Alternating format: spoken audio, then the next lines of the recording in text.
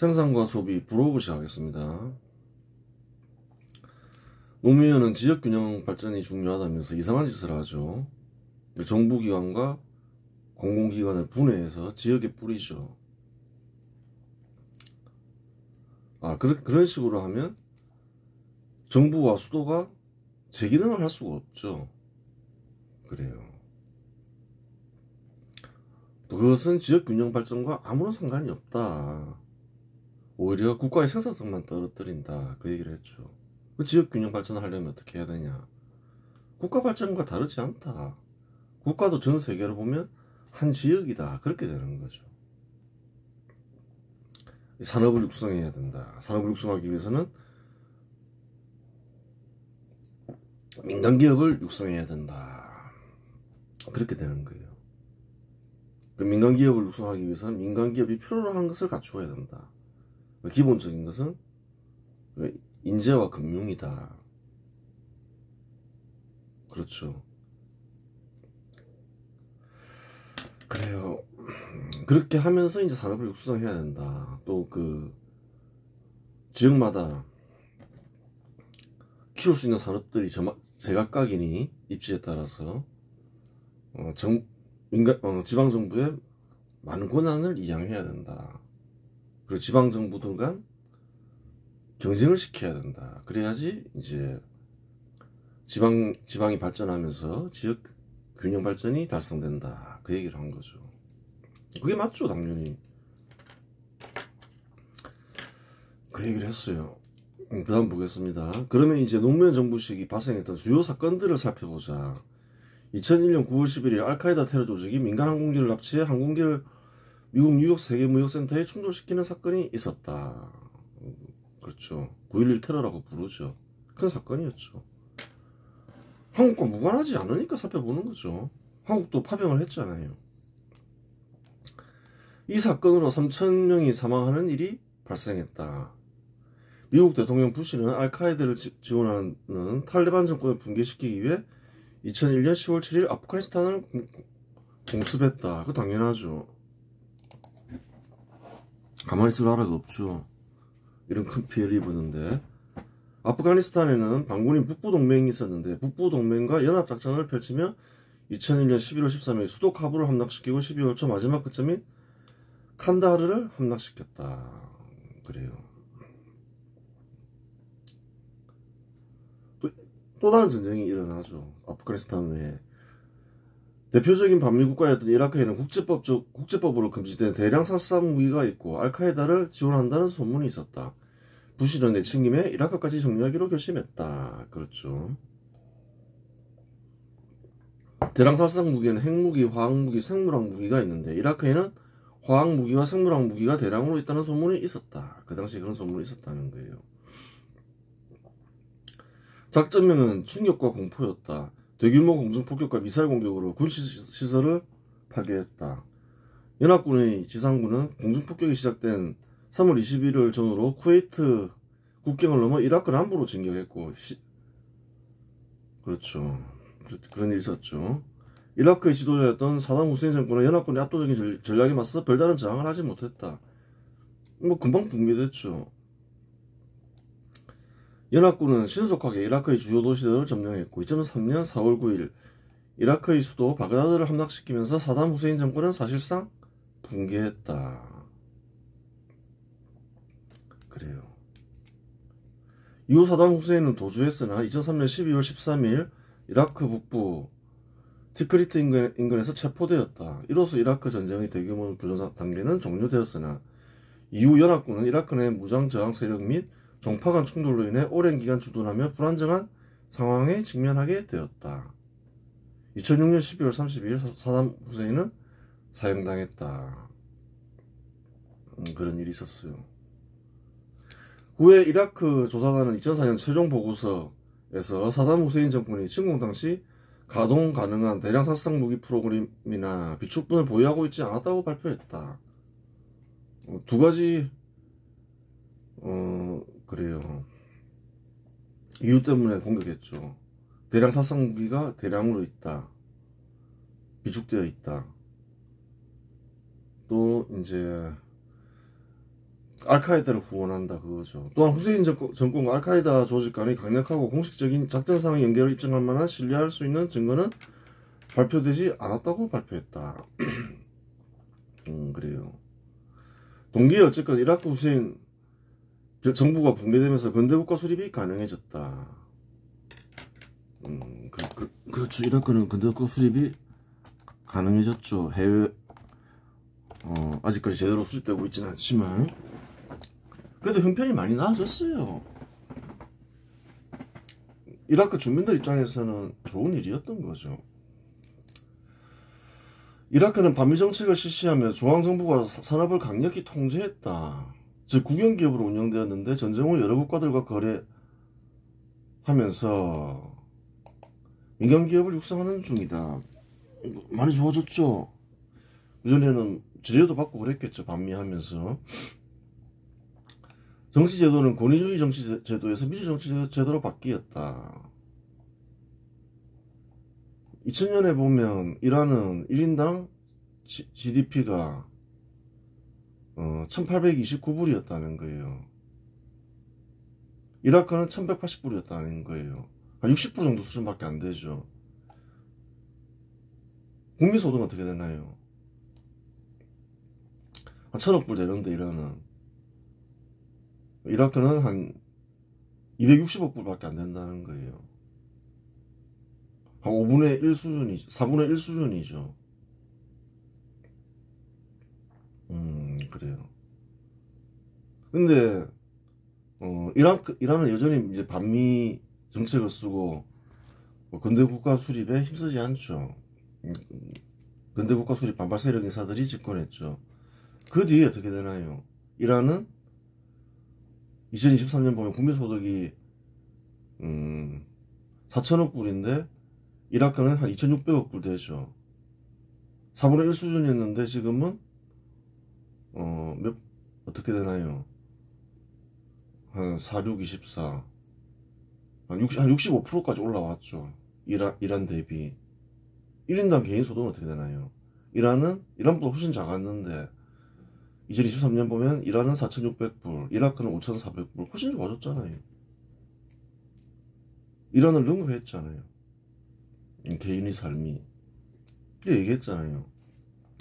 동기에 어쨌건 간에 이라크 주민들 입장에서는 굉장히 살기가 좋아졌다. 국력도 그래요. 많이 좋아진 거죠. 국민소득을 보면, 경제적으로 보면. 이라크 주민들 입장에서는 단기적으로 피해가 있었지만 좋은 일이었어요. 2000년까지만 하더라도 이라크 개인당 GDP는 이란의 65% 수준이었다. 하지만 23년이 지난 지금은 이란을 역전하여 국민 개개인은 이란보다 더 잘 살게 되었다. 친미 정책과 근대국가 수립의 효과를 보고 있는 것이다. 아직까지 제대로 수립은 안 됐지만 이전보다 훨씬 나아졌잖아요. 국력도 그렇고 국민 개개인의 삶도 그렇고. 그래요.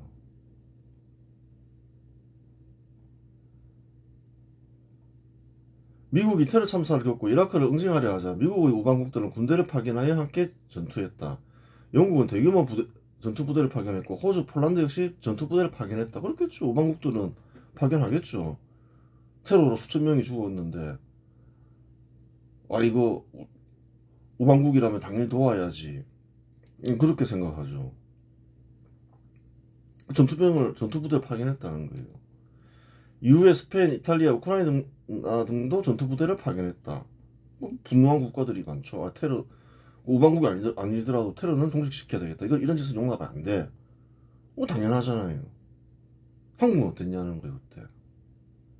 1950년 6.25 전쟁 때 미군 참전과 동맹국 인정을 고려하면 한국 정부 역시 전투부대를 마땅히 파견했어야 했다.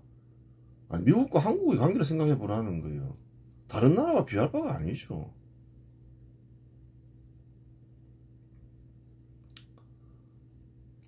그래요. 한국이 왜 독립했나요? 일본을 패망시키면서 미국 정책으로 독립이 된 거잖아요. 거기에다가 6.25 전쟁 발발했을 때 군대를 파견했잖아요. 미국은 많이 죽었다는 거예요. 수만 명이 죽었다는 거예요. 그런 나라인데 한국은 전투부대를 파병 안 했다는 거예요. 뭐 우크라이나, 이탈리아 이런 나라들도 전투부대를 파병하는데 이게 문제가 되는 거죠. 전형적인 반미인사인 거죠. 하지만 반미인사의 노무현은 동맹국이 큰 불행을 겪고 전쟁을 치름에도 불구하고 전투부대를 파견하지 않았다는 거예요. 반미인사 맞다는 거예요. 자기 입으로 반미라 했다는 거예요. 여러분 반미하면 안 됩니까?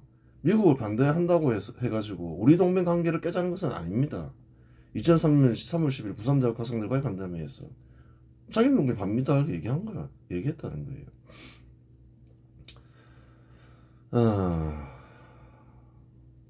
한국에서 누가 반미 인사가 되나요? 노골적으로 자기는 반미다 이런 주장을 하는 이들이 누군가요?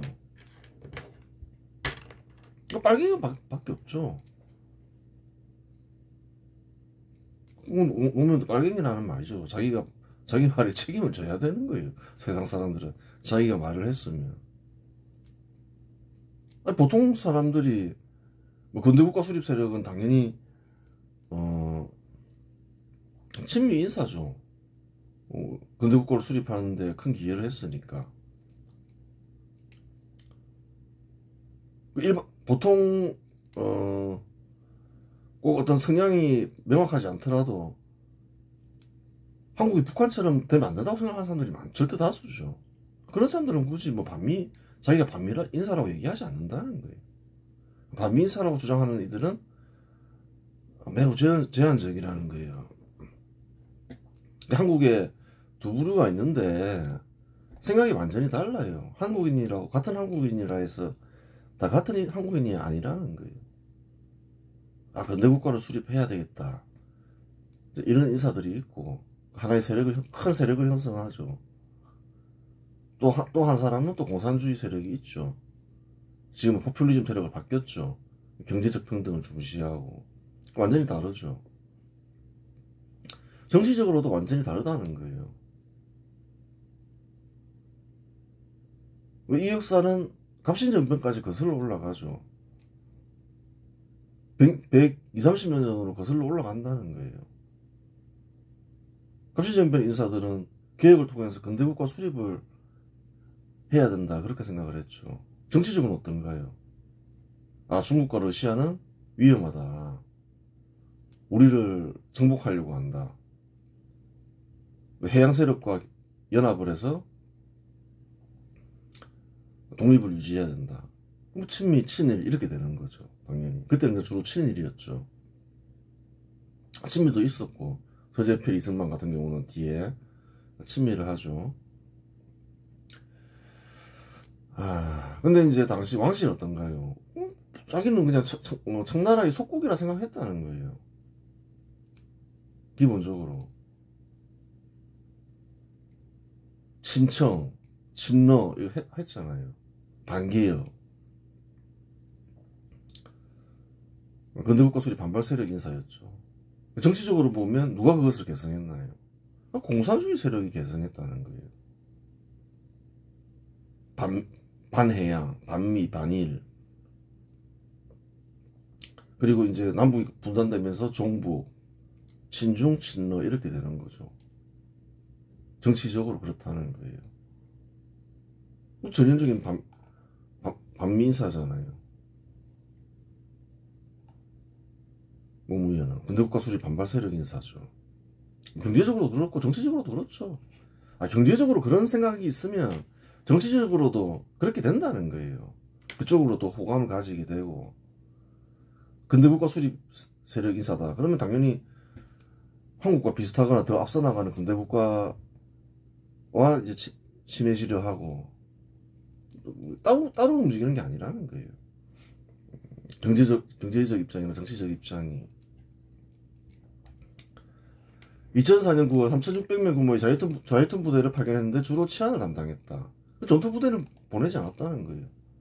그러면 근대국가 수립 세력 인사들이 다 걱정하겠죠. 꼭 근대국가 수립 세력 인사 아니더라도 공산주의 세력 인사가 아닌 이상 왜 그러냐. 이제 이런 압박이 있는 거죠. 그러니까 할 수 없이 부대를 파견했죠. 그냥 평화유지군 정도 되는 거죠. 뭐 의료 부대나. 그래요.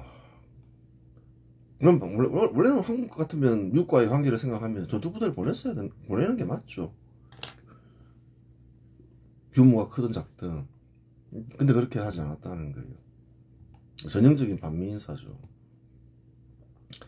2005년 11월에서 12월 황우석 논문 조작 사건이 발생했다. 또 이 사건도 제법 컸죠. 한번 볼 필요가 있는 거예요. 황우석 박사 연구팀은 세계적 학술지 사이언스에 인간 체세포 복제 배아 줄기세포를 세계 최초로 확립했다는 논문을 발표했다. 그러면서 국민 영웅이 됐죠. 난자의 핵을 제거하고 체세포의 핵을 이식하여 배아를 형성하고 여기서 줄기세포를 추출할 수 있다.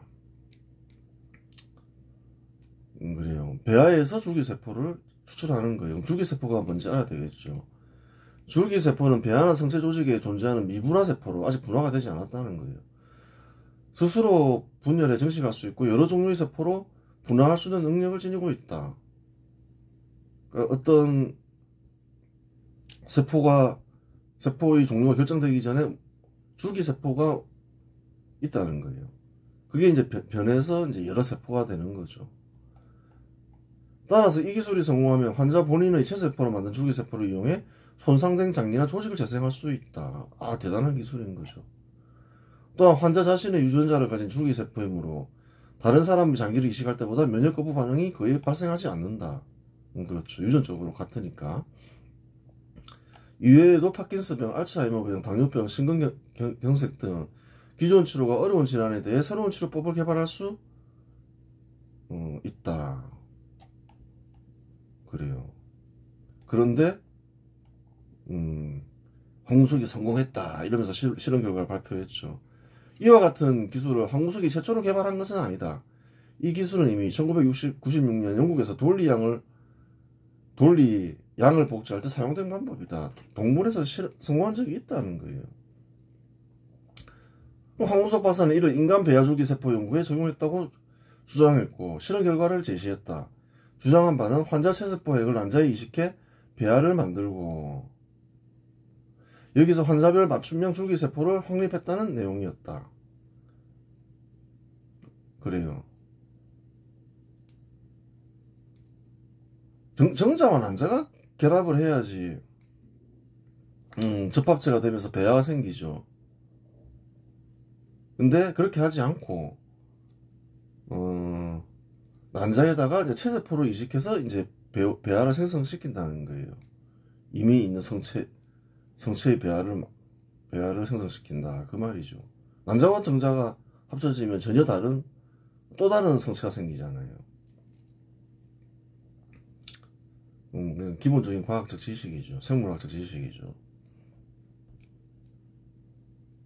동물에서는 성공했는데 인간으로는 아직 성공 안 했는데 황우석이 세계 최초로 성공했다 이러면서 이제 난리가 났던 거죠. 처음부터 논문 조작이 거론되지 않았다.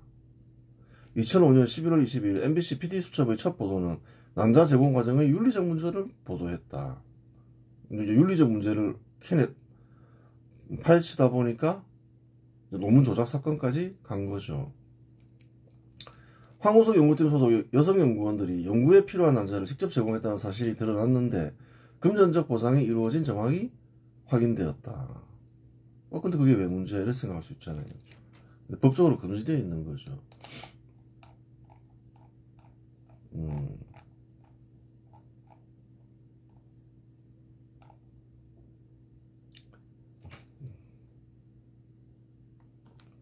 생명윤리 및 안전에 관한 법률에 따르면 난자정자 배아를 연구 목적으로 제공할 때 금전적 대가를 지급하는 행위는 금지되어 있었다.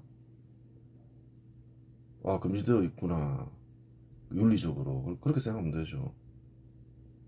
그게 문제가 되나 이런 생각할 수도 있는데 2015년 12월 한국갤럽 여론조사에서 국민들이 황우석에 대한 지지율은 80% 이상으로 나타났고 수많은 사람들이 난자 기증을 서명하는 등 난자 기증 운동이 일어났다. 그래서 국민들이 어떻게 생각할까요?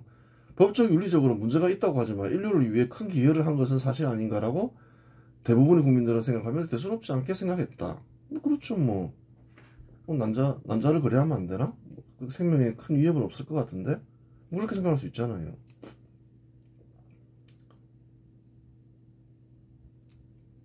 그래요. 근데 법적으로는 금지되어 있다는 거예요. 법적 윤리적으로는.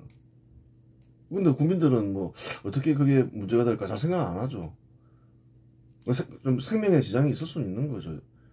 난자를 억지로 채취하니까 뭐 그것까지는 잘 알 수는 없는데 뭐 국민들은 잘 모르니까 일단은 그럼 좀 그건 문제가 있더라도 뭐큰 기여를 그 정도 큰 기여를 했으니까 뭐 큰 문제 없지 않느냐. 문제 있더라도 뭐 그게 뭐 큰 문제냐 이래 생각할 수 있는 거죠. 장기를 이식하는 것도 아니고 전자 난자는 또 추출했다 하더라도 또 생성되니까 뭐 국민들은 사실 그렇게 다 대부분 다 그렇게 생각해서 뭐 윤리적 문제를 제시했을 때는 뭐 80% 이상이 여전히 항우성을 지지한다는 거예요. 다른 문제가 터진 거죠. 2005년 12월 MBC PD수첩은 추가 보도를 통해 논문 조작 의혹을 제기했다. 연구팀 내부 인사와 관련자들의 증언, 자료 제공을 통해 실험 결과가 허위임이 폭로되었다. 조작했다. 논문 조작. 내부 인사가 폭로했다. 내부 증언이 있었다. 이거죠. 이후 서울대 조사위원회가 공식 조사에 착수했고 황우석 연구팀의 논문이 조작된 것임을 최종적으로 확인했다. 2006년 1월 사이언스에 발표한 논문은 공식 처리되었다. 뭐 이제 뭐 공식적으로 이거 커이다 이랬으니까 처리되겠죠. 논문이. 보건복지부 및 과학기술부는 서울대 조사위원회의 결과가 발표된 직후 정부는 황우석 연구팀의 논문이 조작된 사실을 인정하고 국가 연구비 지원을 중단했다. 그렇죠. 이후 검찰이 국가연구비 횡령 및 연구윤리 위반 혐의로 황우석 수사에 들어갔고 법적 절차가 진행되었다. 재판에서 줄기세포 논문 조작은 사실로 인정되었지만 사기 혐의는 무죄 판결을 받았다. 국가연구비 횡령과 난자 불법 매매 등 일부 혐의에 대해서는 유죄가 인정되어 집행유예를 선고받았다. 논문 조작 사건이 있었다. 그렇게 되는 거죠. 내부 폭로로 인해서. 이와 같은 일이 벌어진 데에는 노무현 정부 산업 정책과 무관하지 않다. 이 산업 정책과 좀 연관이 있다는 거예요. 노무현은 기술개발을 통해 중소기업을 육성하고자 했다. 앞에서 살펴봤죠. 그리하여 획기적인 기술이 있으면 전폭적인 지원을 했다. 그래도 지원을 많이 받았겠죠. 황우석은. 당시 과학기술부는 300억 원 이상 지원했고 과기부와 경기도가 함께 295억 원을 투입해 수원 광교 테크노밸리에 황우석 바이오 장기연구센터를 건립했다. 600억 가까이 지원했죠. 이처럼 성과를 내면 천문학적인 금액을 지원받을 수 있으니 들킬 가능성이 없으면 논문 조작 역시 할 만한 것이었다. 그래요. 뭐 지원할 수 있겠죠. 지원할 수 있는데 뭔가요? 이런 일이 발생하지 않게끔 잘 검증한 뒤 지원해야 되는 거죠.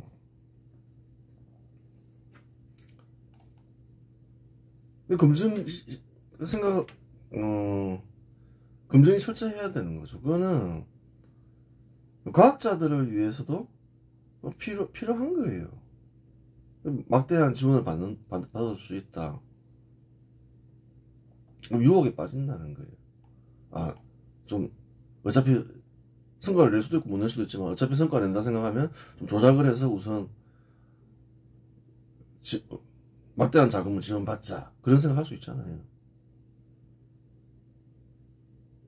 과학적으로 알 수는 없는데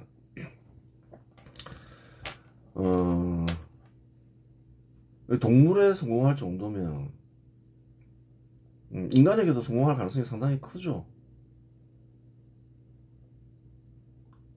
그래요. 검증을 확실하게 하면서 지원을 하면 그래요. 검증 시스템이 잘 안 돼 있었던 거죠. 사기칠 이유도 없어지는 거고 그런 거예요. 뭔가 시스템에 이상이 있었구나 그럴 수 있는 거죠. 불가능한 게 아니니까. 이런 일만 없고 계속 연구를 했으면 성공했을 수도 있는 거죠, 사실은. 그렇잖아요.